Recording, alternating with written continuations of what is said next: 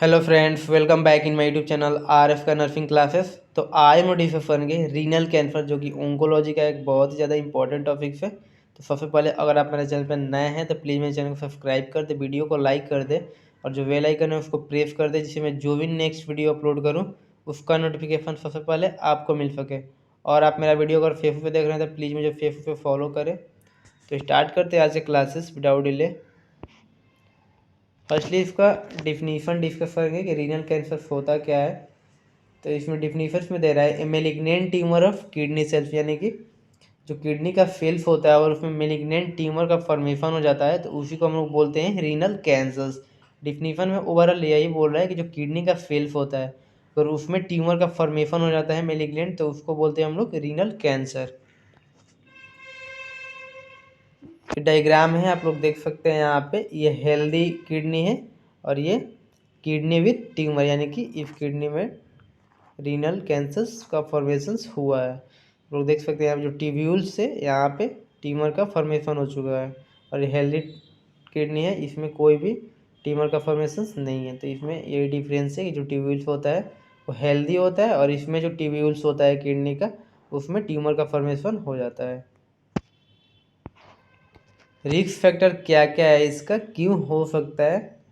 तो इसमें दे रहा है टोबैको यूज, यानी कि अगर कोई टोबैको यूज करता है तो उसके चलते भी रीनल कैंसर्स हो सकते हैं। स्मोकिंग, स्मोकिंग से कैसे हो सकता है, तो और कोई पर्सन अगर स्मोकिंग करता है, सिगरेट लेता है, तो उसके चलते उसका जो इम्यून सिस्टम होगा अगर वीक होता है बॉडी का, तो उसके चलते कोई भी इन्फेक्शन उसको ज़्यादा कैरी करेगा। इम्यून सिस्टम अगर वीक होता है तो कोई भी इन्फेक्शन जल्दी होगा और इसके चलते रीनल कैंसर का भी चांसेस होता है। नेक्स्ट हम लोग का ओक्यूपेशनल एक्सपोजर टू इंडस्ट्रियल एरिया, यानी कि इसमें बोल रहा है अगर कोई पर्सन है वो ओक्यूपेशनल एक्सपोजर यानी कि इंडस्ट्रियल केमिकल से ज़्यादा एक्सपोजर में रहता है। नहीं, इंडस्ट्रियल ऐसा एरिया है जहाँ पे केमिकल से वो ज़्यादा एक्सपोजर होते रहता है बार बार अगेन एंड अगेन, तो उसके चलते भी रीनल कैंसर होने का चांसेस बहुत ही ज़्यादा होता है। ओबेसिटी, यानी कोई पर्सन है ओबेसिटी का से सफ़र कर रहा है बहुत ही लंबे टाइम से, क्रोनिक टाइम से, तो उसके चलते भी रीनल कैंसर हो सकता है। डायलिसिस, यानी कि जो आर्टिफिशियल फिल्ट्रेशन ऑफ ब्लड होता है उसको हम लोग डायलिसिस बोलते हैं। तो अगर बहुत ही क्रोनिक टाइम से होता है तो उसके चलते भी हो सकता है कि पर्सन को रीनल कैंसर हो सकता है। तो ओवरऑल इसमें यही था, tobacco use, smoking, occupational exposure to industrial chemicals और ओबेसिटी और डायलिसिस। साइन एंड सिम्टम्स इसका क्या हो सकता है, तो साइन एंड सिम्टम्स में बोल रहे हैं हम लोग का हीमेच्यूरिया, यानी कि जो यूरिन होगा उसमें ब्लड प्रेजेंट रहेगा।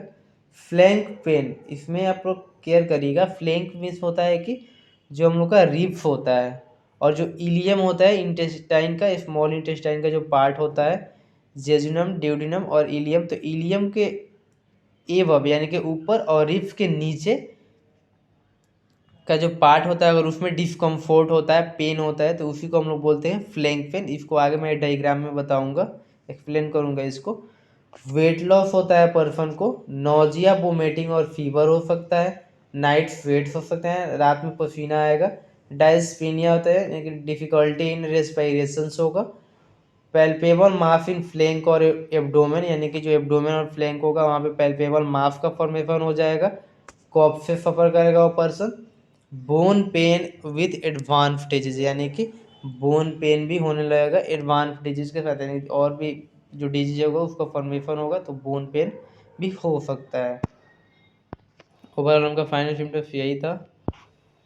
फ्लैंक पेन इसमें देखिए हम बता रहा हूँ, इसमें मेल फ्लैंक एरिया कौन सा होता है और फीमेल फ्लैंक एरिया कौन होता है, यानी कि जो फ्लैंक पेन होता है और जो अभी एक्सप्लेन किया जो रिब्स के नीचे होता है और जो इलियम होता है उसके एवं, यानी कि फिर दोनों बिटवीन में होता है जो एरिया, अगर उसमें पेन या डिस्कम्फोर्ट होता है तो उसको बोलते हैं हम लोग फ्लैंक पेन।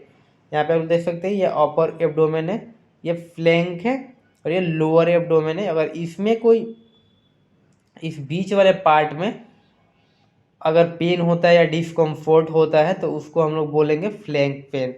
फीमेल का वही है, यहाँ पे अपर अपर एब्डोमेन है, फ्लैंक एरिया है ये बिटवीन में, और लोअर एब्डोमेन है ये। अगर इसके बीच में होता है डिस्कम्फोर्ट या पेन तो उसी को हम लोग बोलेंगे फ्लैंक पेन, या फ्लैंक एरिया में अगर डिस्कम्फोर्ट होता है तो उसको फ्लैंक पेन बोलेंगे। डायग्नोस्टिक इवेल्युएशन क्या क्या हो सकता है, तो यूएसजी करेंगे यानी अल्ट्रासोनोग्राफी करेंगे, आईबीपी यानी इंट्रावेनस पाइलोग्राम करेंगे, सीटी स्कैन से पता करेंगे एनाटॉमिकल स्ट्रक्चर उसका, एमआरआई एडवांस सीटी स्कैन का, फाइटोस्कोपिक एग्जामिनेशंस कर सकते हैं, रीनल एंजियोग्राम कर सकते हैं यानी कि जो भी उसका वेफेल्स होगा उसका एग्जामिनेशंस करेंगे, और रीनल बायोप्सी लेकर उससे हम लोग पता लगा सकते हैं। ये रीनल बायोप्सी का डायग्राम थे यहाँ पे, हम लोग एक अल्ट्रासाउंड ट्रांसड्यूसर लेते हैं, उसके चलते उससे हम लोग रीनल बायोप्सी, एक नीडल होता है वहाँ से हम लोग रीनल का जो भी सेल्स होता है वहाँ से थोड़ा सा कट करके निकालते हैं और उसका एग्जामिनेशन हम लोग करते हैं। मैनेजमेंट कैसे कर सकते हैं हम लोग रीनल कैंसर का, तो रेडिएशन थेरेपी से कर सकते हैं, हार्मोनल थेरेपी दे सकते हैं, कीमोथेरेपी में भी यूज विथ सर्जरी यानी कि सर्जरी के साथ साथ कीमोथेरेपी भी हम लोग दे सकते हैं उस पर्सन को। पार्शियल नेफ्रेक्टोमी में भी डन यानी कि अगर ज़्यादा इन्फेक्टेड हो गया है तो उसका कुछ पार्ट, नेफ्रोक्टोमी यानी कि किडनी का कुछ पार्ट काट कट करके हम लोग निकाल भी सकते हैं।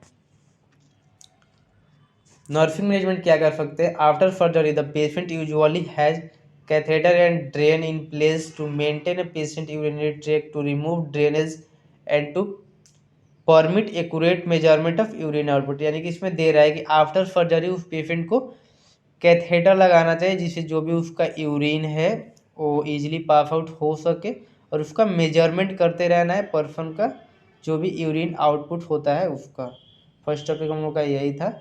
नेक्स्ट दे रहा है the nurse encourage the patient to eat a healthy diet and to drink adequate liquid to avoid constipation and to maintain an adequate urine volume, यानी कि इसमें सेकेंड पॉइंट ये बोल रहा है जो नर्स होती है पेशेंट को इनकरेज करती है हेल्दी डाइट लेने के लिए, और जो वाटर लेना है वो एडिक्यूट अमाउंट में लेना है जिससे कि वो पर्सन का जो भी यूरिन वॉल्यूम है आउटपुट है वो मेंटेन हो सके और कॉन्स्टिपेशन से बच सके। यानी सेकेंड पॉइंट में यही था कि उसको हेल्दी डाइट देना है और यूरिन आउटपुट और कॉन्स्टिपेशन से बचने के लिए उसको एडिक्यूट अमाउंट में लिक्विड देना है।